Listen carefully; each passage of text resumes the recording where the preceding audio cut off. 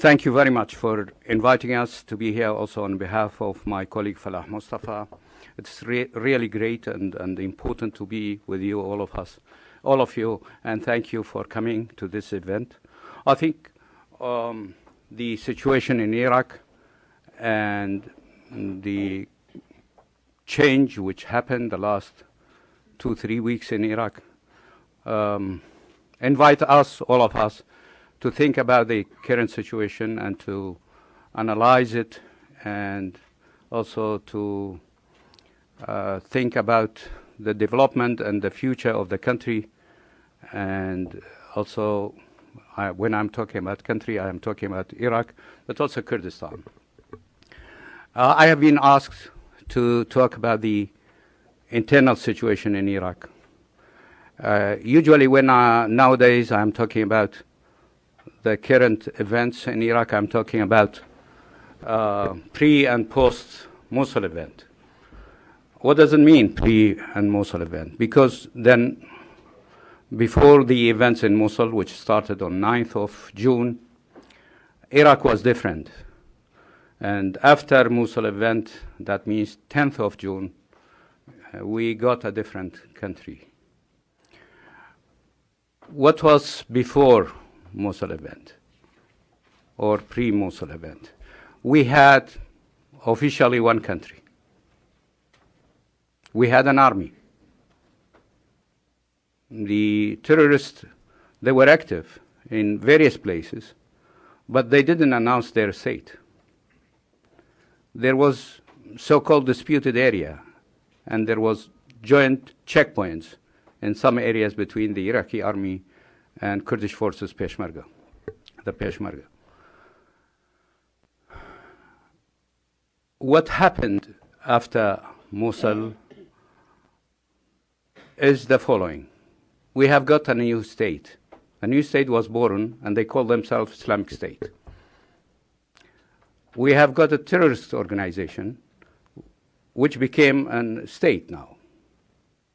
It was groups acting here and there, but now they announce it, and they became a state. 80% of Iraqi army has collapsed. There were 6 divisions of Iraqi army in Mosul and around Mosul area, so Salahuddin and Diyala and around Kirkuk, all of them, they collapsed. We are talking about 6. 4 of them, they belonged to Iraqi army, and 4 of them, and 2 of them to the federal police. All weapons that they had has been controlled by ISIS, or they call it nowadays ISIL, right? Or IS, Islamic State. Yeah. So they control the weapons, and they control the Sunni area. The Sunni representatives who were representing the Sunni blocs or Sunni political parties in the parliament, now most of them, they don't have bases in this area. So they are representing the, let's say, Sunni community, but they don't have bases in this area because these areas are under control of Islamic State. And Baghdad is different than before Mosul event. And instead of having the army, we have got officially militias. And when we are talking about militias, we are talking about Asayib al-Haq, Badr army, and Mahdi army. Badr units and Mahdi army. So they are officially active in Baghdad and around Baghdad. And as far as disputed area, because of the collapse of the army, Iraqi army, our Peshmerga, Kurdish fighters, they filled the vacuums. So that means the disputed area now, disputed area according to the Iraqi constitution, is completely under the control of Kurdish Peshmerga. So this is a new reality. We have got, in fact, 3 states within one, but 3 states with 3 different systems. One is an Islamist, and it is an internationalist because they don't recognize the border, And they are targeting Baghdad, they are targeting Damascus, they are targeting Beirut, and they are targeting Jordan and Kuwait for the time being. And later on, I think they will target Kurdistan and other areas. But that's their program. That's their plan. And we have got Kurdistan, which is secure, which believes in democracy, tries to build a democratic process, believes in multi-ethnic society, believes in multi-religious society, believes in human rights, believes in women's rights. This is next to an so-called Islamic State. Our border now is with Islamic State and not anymore with Iraq. We have got a border of about 1,050 kilometers with Islamic states. From 1,050 kilometers, only 15 kilometers is with Iraq. The rest is with Islamic State. So there is a state between us and Baghdad. And then we have got non-functional government or a failure government in Baghdad. So you have got government in Baghdad, which is not functioning. You have got an Islamic State, which is against both, against Kurdistan and against Baghdad. And you have got Kurdistan. So this is a new reality. How are we going to deal with this? For us, the Kurds, what are we going to do? The first target is to defend our border, to defend the border of Kurdistan. So our Peshmerga forces, they are on the border of Kurdistan to defend Kurdistan from any attack by Islamic State's terrorist group. The second target is to protect our population and protect Kurdistani people. It means the Kurds, the Turkmen, the Assyrian, and some Arabs are there, but also the Muslims, the Christian, Yazidis. So because our society is multi-ethnic, multicultural, multi-religious society, we are protecting those people. This is our second target. The third one is to help those refugees and displaced people who are coming by thousands to our area. Thousands of people are running from Mosul, coming to Kurdistan. Thousands and thousands of people are running from Salahuddin, coming to Kurdistan. And before we had thousands of people from Anbar coming to Kurdistan. Almost all Christian in Mosul, they are trying to reach Kurdistan. All of them, they are leaving their area, leaving their home, coming to Kurdistan. Of course, we are following an open door policy. We are trying to help, but our capacity is also limited. We are talking about, I mean, if we will add the Syrian refugee, we have got 250,000 refugees from Syria in our area. Then we are talking about 1 million people, refugees and displaced in our area. And this also, we have got the population of the disputed area added to our population. So we are talking about 7 million, around 7 million people. We are now responsible to take care of 7 million Kurds and non-Kurds in that area. Some of them, they are refugees, some of them, they are displaced. So this needs managing the economy, managing the local government, but also managing the security. This is a new reality in Kurdistan.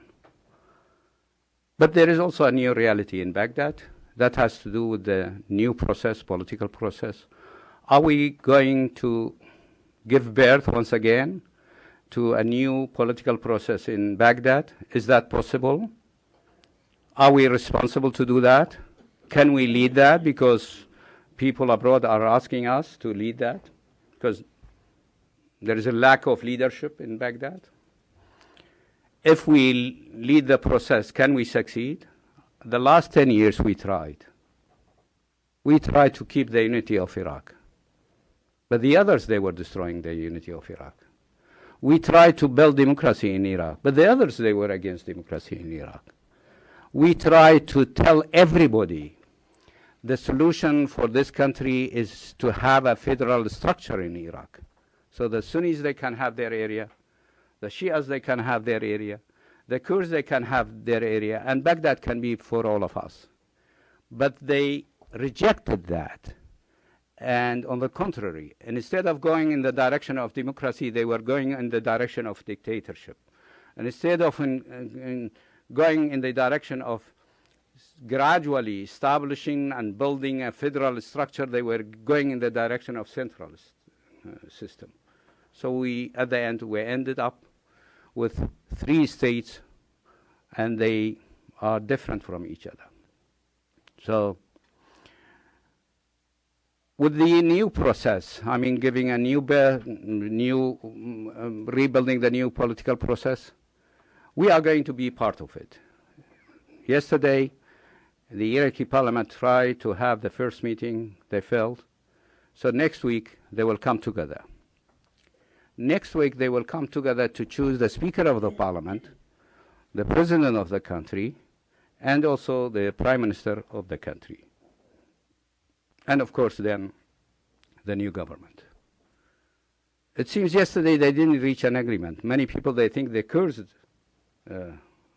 went out. But the Sunni community, they didn't, among themselves, they didn't reach agreement about the Speaker of the Parliament, because first you must choose a Speaker of the Parliament. They didn't reach an agreement. I hope that next week there will be an agreement about the Speaker of the Parliament, and I guess the Kurds will also nominate somebody to be president of their country, because that's his Kurdish position. I mean, to have a position of president of the country is for the Kurds. And the Prime Minister is for the Shia bloc. Of course, when we are talking about Prime Minister, then we are talking about a new Prime Minister. There must be a new government. The policy has failed of the current government. People who are now in power, they are responsible for the collapse of the army. I don't put the blame, all of it, on them, but they are responsible. And big part of the country has been hijacked by terrorists. And then the question for all of us, I mean, for the Kurds, for the government of Iraq, future government of Iraq, but also for neighboring countries, for the United States, how are we going to deal with this threat? It is a threat for Kurdistan. It is a threat for Baghdad. It is a threat for Syria. It is a threat for Jordan. It is a threat for Middle Eastern countries, including Kuwait. And they are announcing that. How are we going to deal with this? And it will be a threat for international peace. If they will have their power there, and they are now busy with establishing themselves in the area, and they have got sophisticated weapons, they have got money, they have got ideology, and they have got some international support. This new Islamic State, it doesn't belong to the area. It belongs to an international terrorist organization. So it needs working together with various countries so that they will be defeated. But defeating the terrorists can start from Iraq, can start from Kurdistan and from Baghdad. We are going to follow 2 paths. One path, helping the government to be established in Baghdad. The other path is to establish ourselves, to have an independent economic life, to strengthen our forces, Peshmerga forces, to protect our area, to protect our people. So these 2 paths will continue. This is our policy. And we hope that people here in Washington understand that these 2 paths, they are not contradicting each other.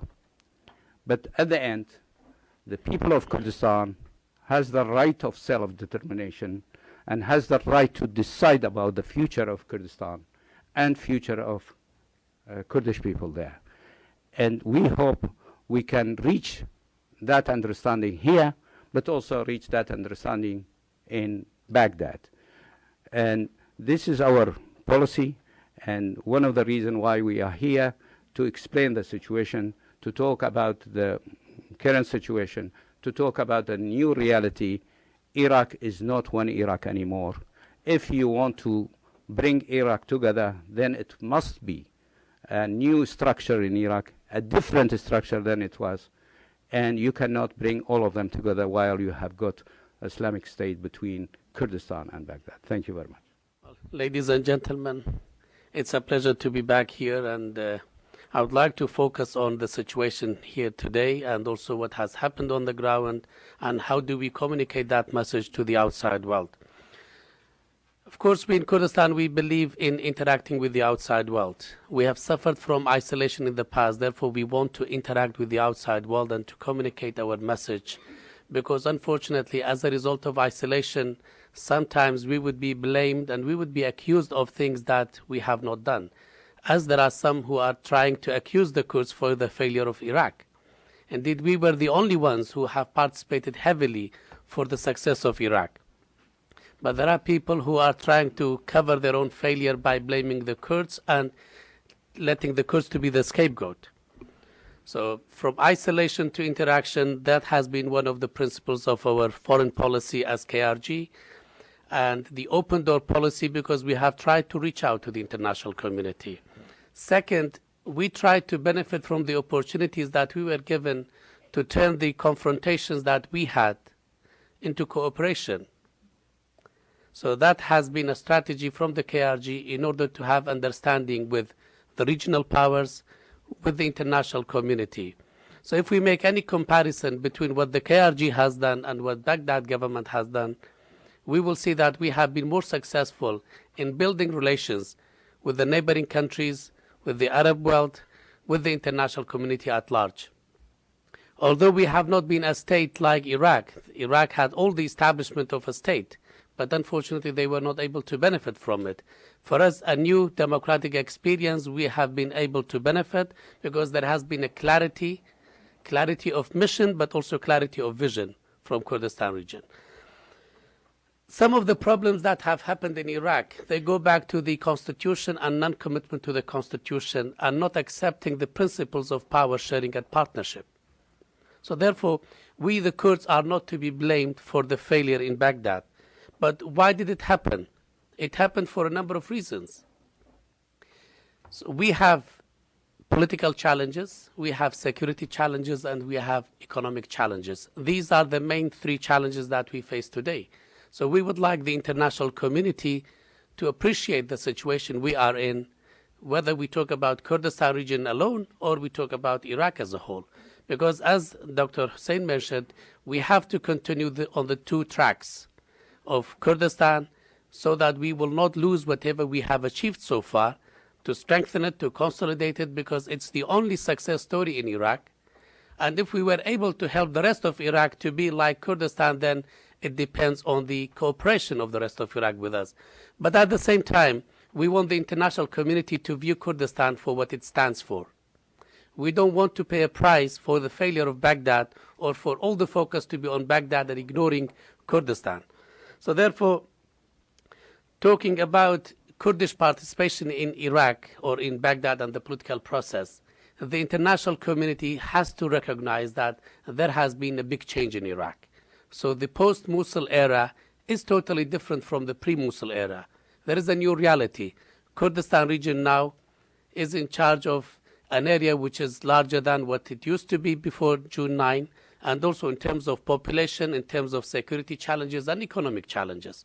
The security is the Islamic State, which is a neighbor having 1,035 kilometers with KRG. Second, the economic challenge, which is over 1 million people, refugees and IDPs in Kurdistan region. Added to that, since the beginning of the year, the federal government did not fulfill its commitment, its constitutional commitment to pay the budget of Kurdistan region. So therefore, It's not only the refugees and IDPs, but also its commitment to provide budget for KRG, which is a recognized, legitimate government for the people of Kurdistan. Then the political challenge. Kurdish participation in the political process in Iraq is conditional.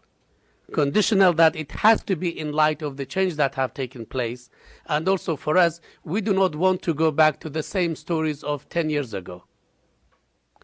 Either we would be respected for who we are, because Iraq is made up of two main nationalities and other national minorities.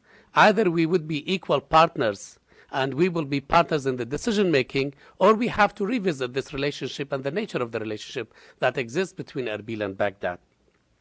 So therefore, our call upon the United States, the international community, the neighboring countries, to look at Kurdistan and our governance in the last decade or two. If we go back to the Kurdish uprising of 1991, we have proven to everyone that we are a factor for stability.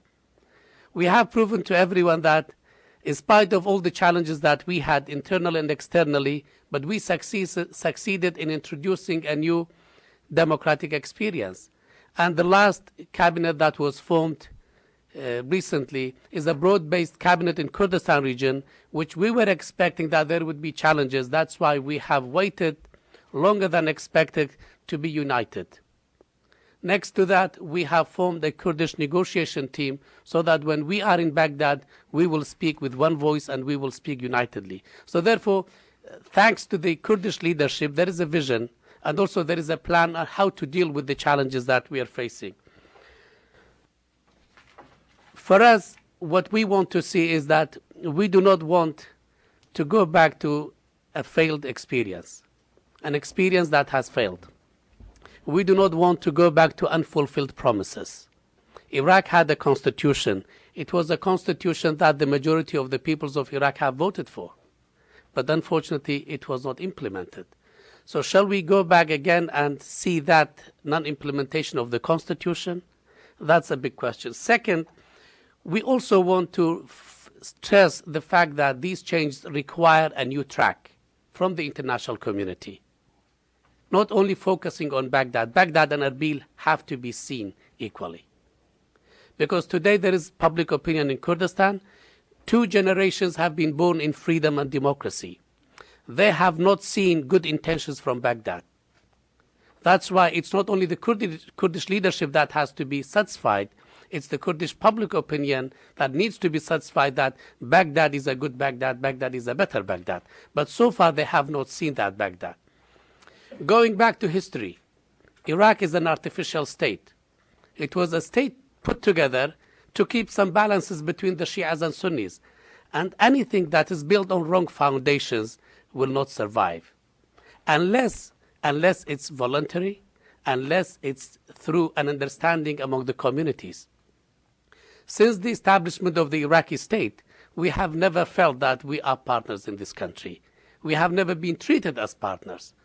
So therefore, the international community also has to realize that we as Kurds have paid a huge price in the past. Today, time has come for the Kurdish characteristics, Kurdish identity, Kurdish aspirations to be respected. We have not gone beyond what the limits of the constitution ask for. What we wanted for our identity and characteristics to be respected so that we can focus on rebuilding Kurdistan region. A region we have inherited 4,500 villages destroyed by Saddam Hussein regime. We were expecting that the federal government in Baghdad would come forward in order to help us rebuild. We've inherited 5,000 people who were killed in the chemical gassing of Halabja. We were expecting that the federal government comes forward to compensate them. The 182,000 people who were lost on the notorious Anfal operations. We were expecting that Baghdad would come forward to apologize and also to compensate for them. These have not happened. Indeed, what we have seen, the Iraqi army to be moved against Kurdish people and against Peshmerga forces. That was a true reminder of Baghdad has not changed. So therefore, that tragic history shapes our policies. It's a feeling of uncertainty that we have in Iraq that we would like the international community to understand. A few years ago, we had a tense relationship with Turkey. But we were hopeful and we were optimistic that we will be able, given the opportunity to communicate our message, we will be able to establish a good relationship. We are very pleased to say that today we have a good relationship with Turkey. We are optimistic about the future of these relationships, and we see them as long-term and strategic. It just needed interaction. It just needed a platform in order to communicate the message. Likewise, we have good relations with our other neighbor, Iran. And we have been able to reach out to the Arab countries, with Jordan, with UAE, with Kuwait, with other Arab countries. We enjoy very good relations. Today, we have 31 diplomatic representation accredited to Kurdistan, based in Erbil. 5 of them are the 5 permanent members of the Security Council, and 5 are from the Arab countries, and the rest from Europe, United States, and elsewhere. Day after day, Kurdistan is making progress. But indeed, we do not want that to be put on hold. We want the international community to understand that we have done everything we could to help the political process in Iraq, but at the same time, we want to be helped so that we continue building our democratic institutions, rule of law, the empowerment of women, greater participation of the civil society institutions, etc. We cannot do it alone, and we do not want to live isolated from the rest of the world. And we have given enough to Baghdad. We have contributed positively to protect Iraq in terms of the army, in terms of the political process, but that was not reciprocated. What we want to see is that a new foundation, if Iraq were to succeed, then there has to be a new foundation, a new basis of this relationship. We cannot go back to pre-June 9th, but certainly we have got aspirations. We want to have more sovereignty, we want to have more economic autonomy, and we want to have more political autonomy. Because this is the least that we can do. As a people, we have the right to self-determination, but that doesn't stop where we have to live under the mercy of Baghdad for Baghdad to decide to cut our budget, to tell us that you have to do this and you have to do that. So it's over that time. If there is will in Baghdad, we are ready to be good partners to build a new and a better Iraq, but also to have a better Kurdistan, to enjoy good relations with the international community. With that, I would stop and would welcome any question later on. Thank you. I'm going to take the prerogative of the chair and ask the first question, which picks up on a very interesting and important comment that Dr. Hussein made about the new border between the Kurdistan region and the Islamic State. Especially in your newly expanded territory, you've got, you say, a border of over 1,000 kilometers with, not with Iraq, but with a new Islamic state, terrorist state, as you put it. So I want to ask you what, in your view, should be the next steps in defending yourselves against that threat and in confronting or defeating, if possible, this threat from the Islamic State, and what do you see as the desirable and realistic American role in that? Thank you. The threat is real, and it is not only a threat against Kurdistan, but it will be a threat. It is a threat to Baghdad. It is a threat to Turkey because it is also on the border with Turkey, and they are trying to reach the border of Iranian to be a threat to Iran. And in the statement which has been given by their leader yesterday, it is obvious that they are threatening everybody. So what can we do? We, the Kurds, as I said, we try to protect our area. But of course, this is not enough. I mean, if this threat will stay, we need an international cooperation. We need cooperation from neighboring countries, but also help and support from the United States, because it is a threat to all of us. It is not only a threat to the territory, it is a threat to the values, it is a threat to the interest, it is a threat to every individual and every group. It is a threat to others than people who belong to Islamic State. The leader, yesterday when I read it was yesterday or the day before yesterday, when I read his statement, he divided the world into two. The world of Islam, or peace, he called it, and the world of war, non-believers. And the only world that belongs to him is his territory. So the rest is the world of fight, the world of war. So that means, of course, when they will start with the neighbors. And we are on the other side. Turkey is on the north, and Baghdad south, and they are trying to reach Iran. But on the other side, they have got Syria and Jordan. So in the first place, they are a threat to us, but later they will be a threat to everybody. When we are talking about this threat, we are realistic. On long term, we need support and help. And the United States can help us. We have got our forces. We don't need United States forces to be there. But we need equipment. They have got the most sophisticated weapons in their hands. And they are all American weapons. They were all American weapons which has been given to the Iraqi army. And now they are in the hands of terrorists. This is the new reality, another new reality. So who is going to challenge those? I mean, the Iraqi army doesn't exist or is very weak. So the Kurds are there, but the Kurds, they can defend their territory, but they cannot liberate other areas. So if we want to liberate other areas from those terrorists, we need an international cooperation. Helping the Kurds to strengthen their military power, giving the Kurds equipment, giving the Kurds weapons, but also allowing the Kurds to sell their oil. Because we can have our money. We're not receiving money from Baghdad anymore. Since January, Baghdad is not sending even the budget, the salary of the employees of the government. So we need, of course, financial resources. We have got our oil. We can sell it, and we can build our economy. Besides that, we must take care of 7 million people. How can we do that without having financial resources? So we are not asking others to pay us money. We are asking others, especially United States, to allow us, because they are putting some pressure on various governments so that our oil will not be sold in the international oil market. That's all. We can fight those people because we believe in our cause.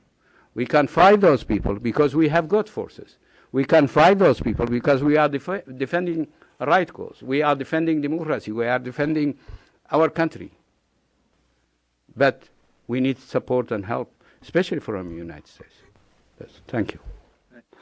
Gentlemen, thank you for your very candid remarks. I don't want to cause differences between the two of you, but my ear heard something very interesting. First, we had a two-principle policy.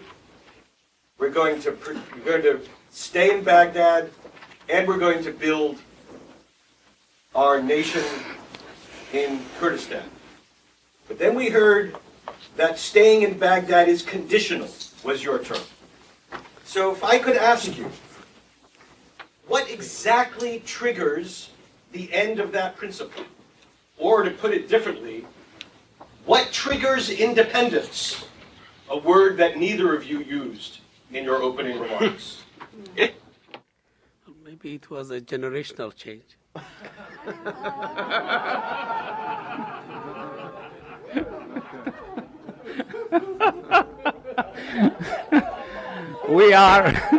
We believe, our generation, we believe in democracy. We fought for democracy. So we allow other generation to think a different way. But we are not on different paths. No, it is the same. It is the same. You see, to be in Baghdad, of course, there must be a Baghdad which believes in these values which I mentioned. I mean, we must build a democratic Iraq, democratic system, a federal structure. If they don't believe in it, and until now they didn't believe, they didn't do that, is it possible for them to do that? This is a question for us. So when my colleague Falah is talking about conditional, It is not only about a person, to have a person as prime minister and then to remove him and to bring somebody else. It is about the culture. It is about the ideology. It is about the system that they believe in. If we are not going in the direction of restructuring Iraq radically towards federalism and towards democracy, then we cannot be part of that system. We cannot be part of that system. At the same time, we were talking about second path. Second path, we mentioned, both of us. We were talking about self-determination, the right of self-determination of Kurdistani people. And when we are talking about exercising that right, our people will decide which kind of that right they will exercise. I mean, we are talking about having referendum. I don't know when. My president is going to the parliament tomorrow. Kurdish parliament, and of course we are going to ask our people what do they want. And having a referendum, that doesn't mean we will implement the result of the referendum directly, but at the end our people will vote and they will say we want that. When are we going to implement let's say the result of the referendum? That depends on the situation, that depends on the process in Baghdad, that depends on negotiation with other countries. But we are heading towards a different direction. The Kurdish people has the right of self-determination, and one day we will implement that right, and according to the desire of our people. I was going to ask a question very similar to Rob's, but let me pursue it a bit more deeply. What are the specific things you have to have in the way of automatic payments or in the way of relative independence, autonomy, whatever you want to call it, from Baghdad, in order to stay? What do you think you could sell to the people of Kurdistan to allow you to stay inside Iraq?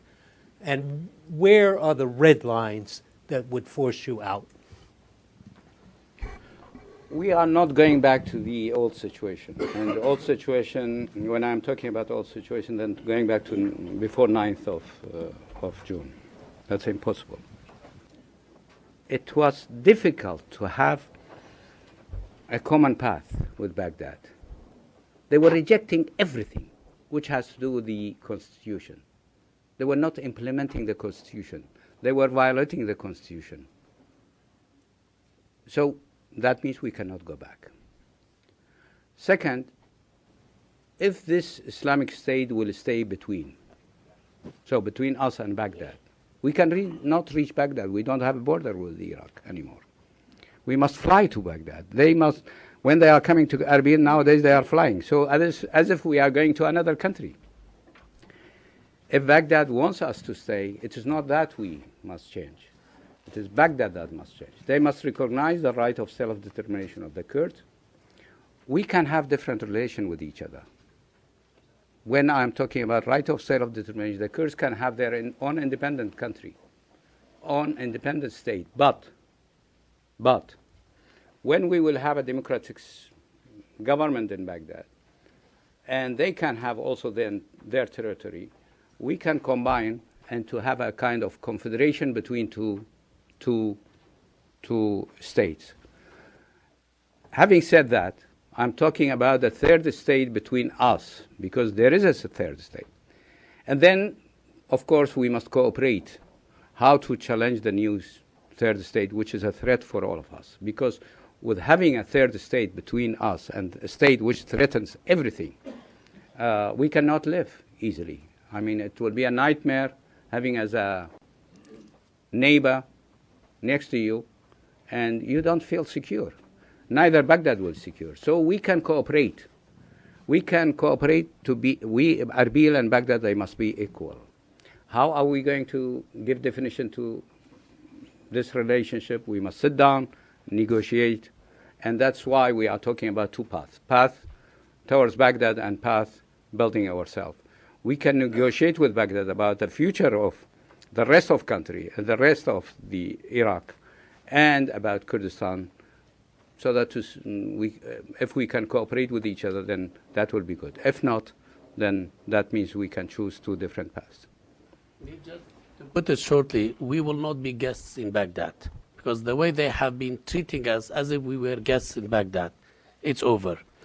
What we ask for more political, economic, and sovereign power in Kurdistan region. And this is the least that our people can accept from us. Sir, I'd like to ask you just to clarify the point you just made and follow on the previous question. When you say that if Kurdistan is to remain a part of a new Iraq, there needs to be a new Iraq and that acknowledges the new facts on the ground, are the new geographic facts on the ground negotiable or are they not negotiable for Kurdistan? Is Kirkuk and the disputed territories that the Peshmerga have now moved into forever to be part of Kurdistan, not on the negotiating table with your Iraqi partners, and that has to be recognized if you're to remain part of Iraq? Or would you negotiate territory, yielding back some of that territory? And lastly, you made the point there needs to be a new prime minister. Clearly, part of the process is to pick a new prime minister, but did you mean to say you're explicitly ruling out Nouri al-Maliki as a potential prime minister for a third term? Thank you. As far as Kirkuk and other areas, these areas has been covered by Article 140 from the Constitution of Iraq. And the same article is about implementation of the process of a legal process in this area is the duty of Iraqi government. Iraqi government didn't do that. They didn't implement that article. So we can implement that article. How are we going to implement that article? Now the territory is under the control of the Kurdish Peshmerga. I think it is the right of the population of Kirkuk and other areas to vote. So in a referendum, they can decide their future. And I think my president also made it clear the other day that when we will have a referendum in Kurdistan, the referendum in Kurdistan, it will be about something else, but the referendum in territory, in disputed territory, which has been covered, as I said, by the Constitution, we can have a referendum about their future and their relationship with Kurdistan. So at the end, the people will decide. It is not about negotiation with Baghdad. It is about the votes and the desire of the people in Kirkuk.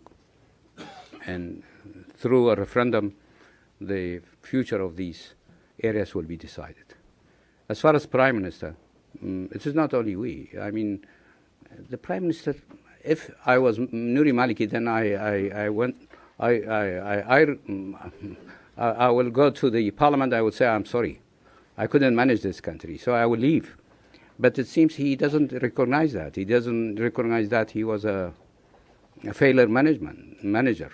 And so the Sunnis, they don't want Nouri Maliki. The Kurds, they don't want to have Nouri Maliki again as prime minister. But also the main two political parties among the Shia, they don't want to have Nouri Maliki as a prime minister.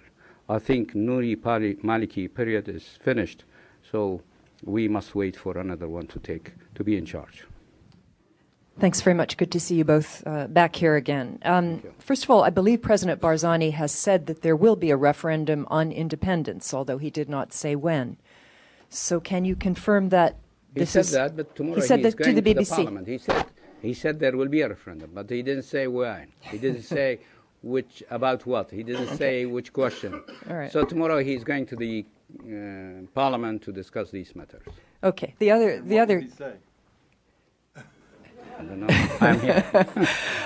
Let's face it, you've been talking about independence for a very, very long time, certainly as long as I've known both you gentlemen. Are you getting a more receptive response from the Obama administration for the idea of not just more autonomy, but independence? Or are they telling you, you can have more autonomy, perhaps we will let you sell your oil, but we don't want you to break away entirely from Iraq? And is that also the same view that one hears from the Turks and from the Iranians? Because as we know, they have considerable Kurdish populations, and it would seem that many people can accept more power, more sovereignty, but not independence What does it for mean, Kurdistan? more power, more sovereignty? I'm asking you. In other words, can you have de facto independence without actually splitting from Iraq? And is the U.S. government okay with that? Well, indeed, the right to self-determination and independence is a given right. But the realities on the ground and the international circumstances, the regional powers, are to be blamed. We were divided against the will of our people to be minorities in 4 countries. We have accepted that. But we wanted to live in peace and in partnership. That was rejected. That was our problem. And de facto independence, yes, we had it from 1991 to 2003. When we defied Saddam Hussein, we had our own international relations, we had our own trade, the economy was different, even the currency which was in circulation in Kurdistan was different from the one that was circulating in the rest of Iraq. But in 2003, when there was an opportunity to secure a better future, we believed in that. We were in the front to support the United States' liberation of Iraq, and for that we are thankful and grateful. And we have said it publicly, that the United States provided an opportunity for all of Iraq to build a democracy and a better future for everyone. We in Kurdistan, we benefited from that. Unfortunately, the rest of Iraq did not. Therefore, what we hear today from the international community, be it the United States, be it France, be it Italy, being Turkey and the neighboring countries, there is more and more understanding of the Kurdish position. It's not like the past to be never. There is no rejection. There is more understanding and more reception to that. But the Kurdish leadership is also wise. The Kurdish leadership does not rush into a conclusion, and we do not jump over the situation. We want to secure a better future for the people of Kurdistan, and we will do everything we can to do it peacefully through understanding and negotiations. We do understand that without the support of the neighboring countries, or at least some of them, without the support of some of the main powers in the world, the United States included, we cannot have it survive. Because at the end of the day, even if we go down the road to independence, we want international recognition. We do not want our people to suffer more. So that's why we are patient, we are trying to build the momentum, we are trying to build the solidarity and support, and we want to show our friends before our adversaries that we have done everything in order to help the process in Iraq. But when it fails, it would not be the Kurds to be blamed, and then the Kurds should not be obliged to stay as part of that country. Because even if we decide to be independent, then we will stay as neighbors to Iraq. That's why we want to have a better understanding with the future neighbor as well. Dennis. Yeah, I want to follow up on what Barbara was asking, be a little bit more precise. Up until now, when I think you've been talking to the administration has been rather cool to the idea of you selling your oil, obviously, and they've also been, I think, basically emphasizing the importance of maintaining the central government and its power. Are you hearing a different message this time, now that you're here? Are you seeing an administration that is somewhat more receptive to the 2 paths that you've laid out? And let me ask one other question, as long as I have the mic. Do you have, within Iraq, do you see alternative candidates for Prime Minister who might look at the Kurds as being something other than a guest when they come to Baghdad? Of course, we are not here to speak on behalf of the American administrations. But as Secretary of the State was in Erbil a week ago or 10 days ago, and he was in Baghdad. And everybody knows that there is a new reality in Iraq. Everybody. So if the new policy will not reflect the new reality, that means I don't know which kind of policy will be that. So there is movement in various directions to understand the new reality. And in our discussion here in Washington, we feel that different. We feel that they are ready to listen and to understand what's going on exactly, and to listen to our opinion about not only what's going on now, but what it must be done, and about the future of the country. We are still in discussion with them, but we have the feeling that the understanding here is different. I mean, comparing with the various visits that we had to Washington in the past, now it is different. It is different, but it is up to them to announce that. And I think within a short time, there must be, let's say, various pieces of policy as far as dealing with Baghdad and dealing with Erbil, but also as far as dealing with this new state, Islamic State. The whole area has been changed, and it will continue. Some of them in the wrong direction as Islamic State, but the other one, it is, I mean, the Kurdish people is dealing with this crisis, but at the same time, this crisis is offering opportunities. Opportunities which is not against the law, which is not against the Iraqi constitution, but which is also not against the right of the Kurds. This new opportunity for the Kurds is important, and we are trying to deal with that and to try to convince others, including the United States, that there must be a new policy. And one-door policy, depending on Iraq, only an Iraq policy. I mean, dealing only with Baghdad, I think it is not a right policy. There is Baghdad, there is Erbil, and you have got another state. So dealing with Baghdad, it must be different. Dealing with Erbil, it must be different. And all of us, we must work together to deal with the new state, which is Islamic State. I believe that there has been a recognition of the Kurdish tragic past, a recognition for the Kurds to have a better future, and there has been a change in the statement. So we have felt that from the United States, but other members of the international community.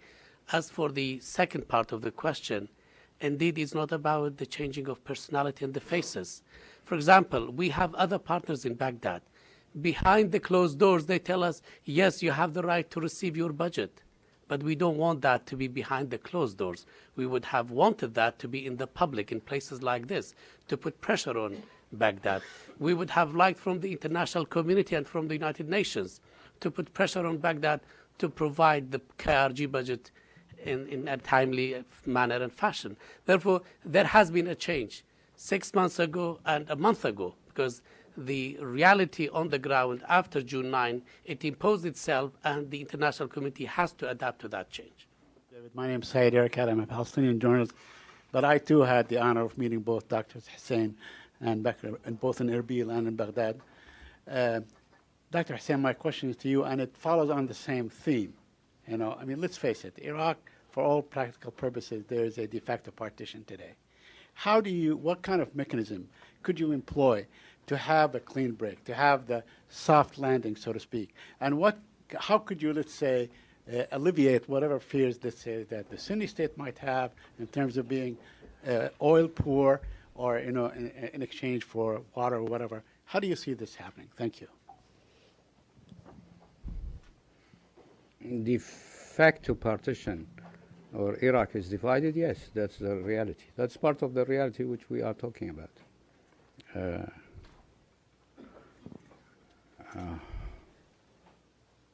How are we going to deal with this de facto partition? I mean, are we going to unite it again? But who's going to unite it again?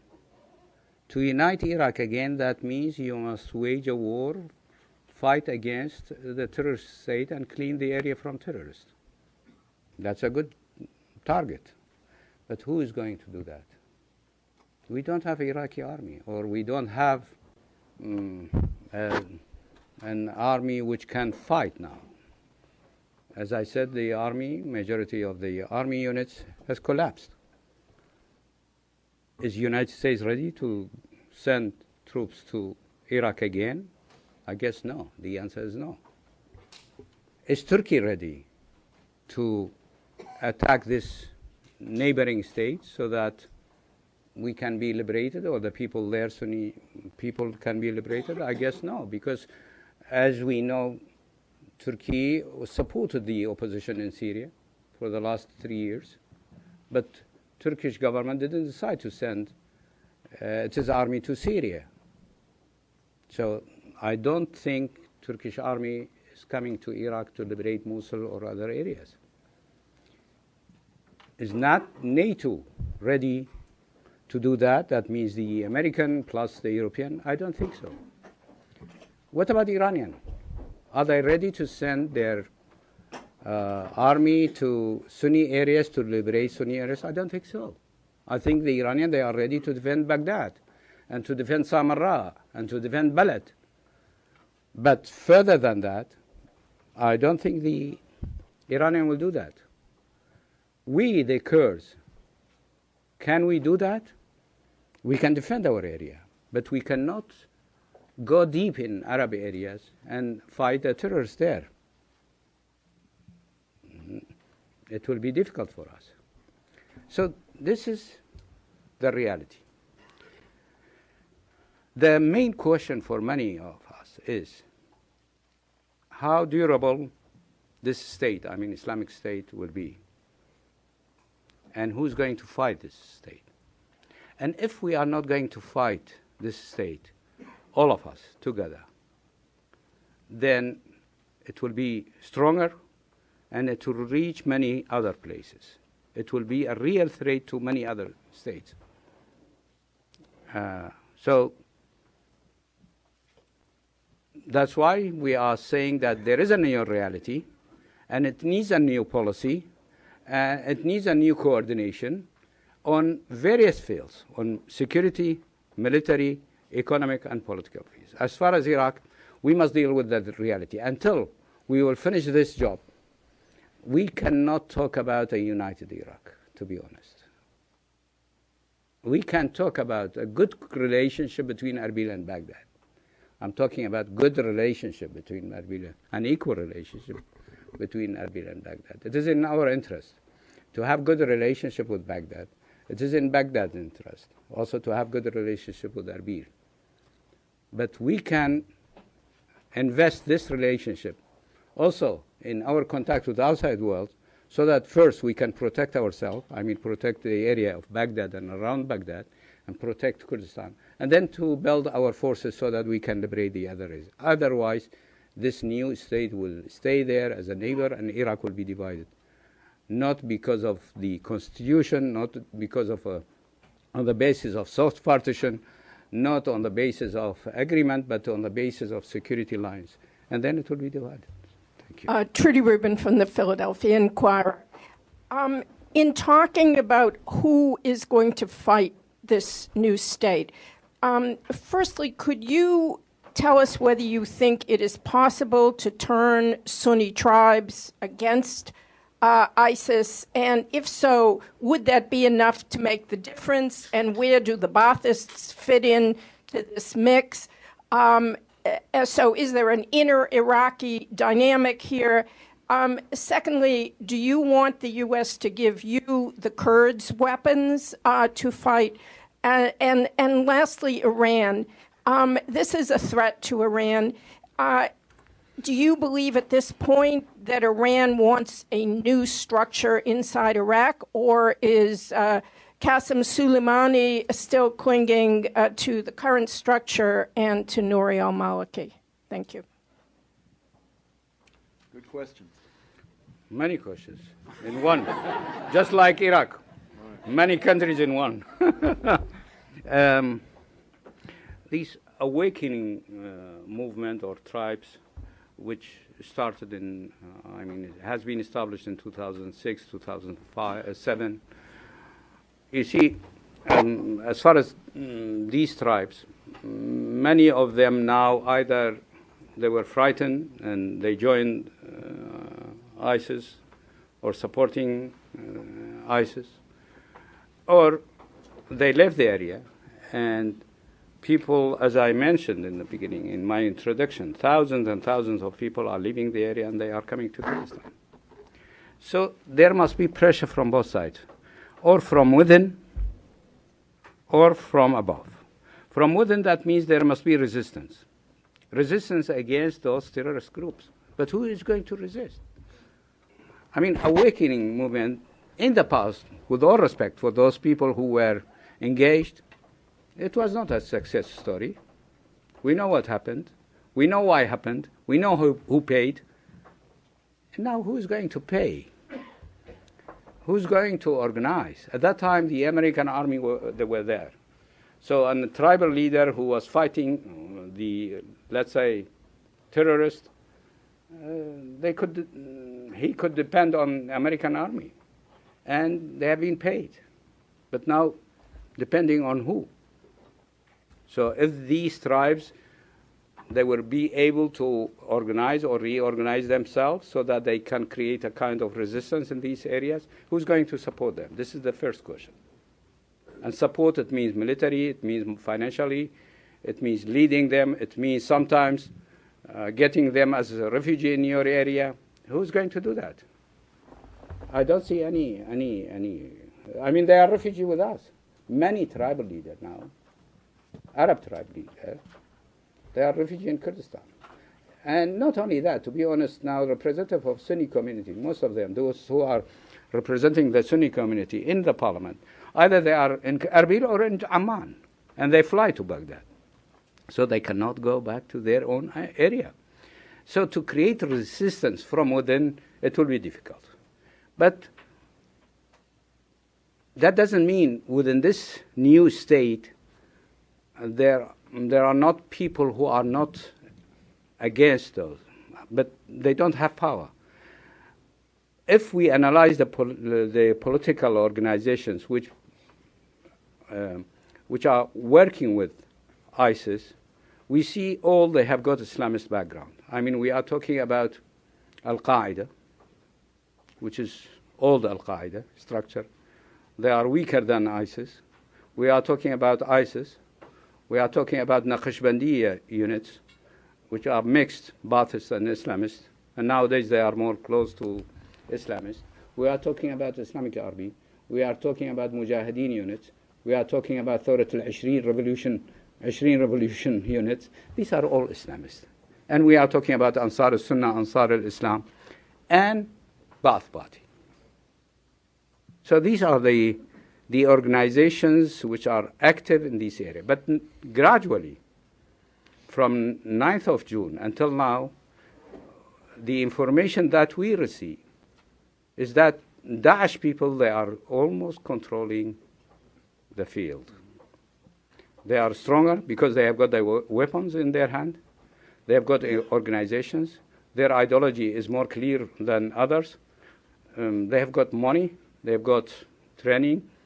And they have got leadership. While the others, there is lack of leadership. So gradually Daesh is going to be the biggest organization, and the others, they will follow, or they will disappear. So from within, it will be difficult to destroy this state from within. If there will be pressure from outside, then there is a possibility that some of these organizations, which I mentioned, they will be in conflict with ISIS, and there will be fight among themselves. But this is all has to do with big if. If there will be pressure from outside, if there will be attack from the outside, if there will be an army from outside, if there will be a strong support from outside. It is difficult. It's not easy. And the question of weapons, do you want U.S. weapons, and also what does Qasem want at this point? U.S. weapons? No, I don't want U.S. weapons. No, we don't want that. You see, of course, when we are talking about fighting, we need weapons. But the U.S. weapons now in the hands of the terrorists, unfortunately, and instead of being in the hands of the friends. And this is, I mean, all of us, not only U.S. People here, but we too, we must rethink about these things. I mean, giving weapons to everybody and then at the end up with the terrorists, this is disaster. You see, if those terrorist groups, they were there, as they were before 9 June, it was easier to fight them. But after 9 June, they became a large army with the most sophisticated weapons that they have got from Iraqi army. So to challenge them, to fight them, you need weapons, of course. Iran, Qasem Soleimani. What do you want from him? You guys know him. No. I'm talking about Iran. Iran is a state. We are not talking about the individual. Iran state has got its interest. And Iran is a neighboring country. We respect our relationship with Iran. We want to have good relationship with Iran. But Iran has got also interest in Iraq.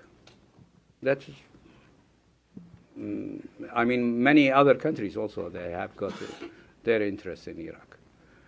I think the Iranian interest is also to fight those terrorist groups, because this is also a threat. It is not only a threat for their national security. For Iranian, it is also an ideological threat, because they are depending on different theory and different interpretation of Islam. So it is a threat for us, a threat for Baghdad. It is a threat for Turkey. It is a threat for Iran.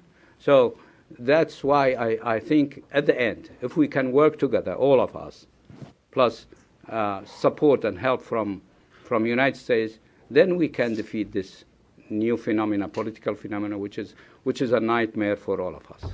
Addressing the three questions. The first, there has to be progress in the political sphere or track in order for the Sunnis to revolt against that. So unless there is some hope for them, some confidence that they would have a better future, they would not do it, because it's part of the Shia-Sunni power struggle. Yes, the Kurds would like to have weapons, but defensive weapons so that they would protect the people. We do not have intentions to be on the offensive. And indeed, even fighting outside Kurdistan area, this is not something welcomed by neither our people nor the leadership, because it's not our responsibility. It's the responsibility of those who fail to protect them, of those who have gotten all the support internationally and locally to do it, and they have not done it. And second, about the interference of the neighbors. If the United States does not step in, then the door would be open for all these neighbors to step in and interfere. And there is a lot of proxy war going on, and there is a lot of contradicting interests there. Therefore, either we have a win-win situation for those who have got interest in this, or it would end up in a zero-sum game, and zero-sum game would not be in the interest of stability and security of that area. Hilo Fratkin of the Hudson Institute, and like others, I'd like to thank both Dr. Hussein and Minister Bakir for their hospitality in Erbil. And I wanted to ask first your judgment of the vulnerability of Baghdad itself at this point to further advances by the Islamic State. And second, I take from your remarks and in response to the last question, or maybe several of the most recent questions, you posed the question of whether the Islamic State will be durable. And it seems to me from what you say, you expect it to be fairly durable. Whether or not the current and new caliph is in charge of it, or one of the other, perhaps, Islamist groups. In that event, if it is going to remain on the scene for quite some time, do you think it will be therefore necessary for there to be a serious and long-term relationship between the Kurdish Regional Government and United States forces? Because, as you pointed out, the question is who is going to address a threat this large? Yeah. Baghdad is under threat still. I believe that the target of Islamic State is to reach Baghdad. And they are not so far away from some areas, especially from south of Baghdad, from Al-Anbar, and areas which belong to Salah ad-Din. But they are there. And one thing we must not forget.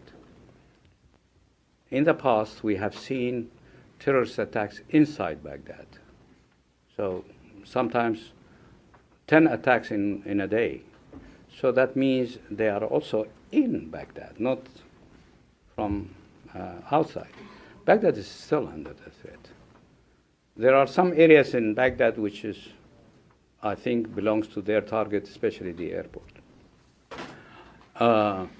But people in Baghdad and the government, and I think they are well equipped, and people in Baghdad, they are determined to defend Baghdad. As far as this state, I think if this state will stay for a long time, it will be a threat for all of us. So we must sit together as soon as possible, because not to allow it to be durable. Otherwise, it will be a real threat for the whole area. So the question for us is, are we going to deal with this reality and accept it, or we are going to reject this reality? And this is not a reality that you can deal with it. It's not a reality that you can negotiate it. It's not a reality that you can live with it. It is a reality, if it will stay, it will kill you. So it is dangerous. So it needs cooperation. One of the reasons why we are here and we are trying to talk about this new reality is this. It is dangerous for all of us. Today is not, perhaps they are not attacking the Kurds. Today they are more targeting Baghdad, but tomorrow they will attack. Mm-hmm. Today they are not attacking the Turks, but tomorrow they will do that. Today they couldn't reach the Iranian border, but tomorrow they will reach the Iranian border. So it is dangerous for all of us. Well, say that we are for a long-term engagement and relations with the United States, and this is an issue that we have made it clear that we are against terrorism and we want to fight terrorism because now this is a threat, and we want them to be there in order to provide stability and security in the long run. On that very sobering note, I want to say, as the Kurds say, Zor spas, thank you very much. Min dulum khosha, my heart is sweet. And thank all of you and thank our guests very much for this very important discussion.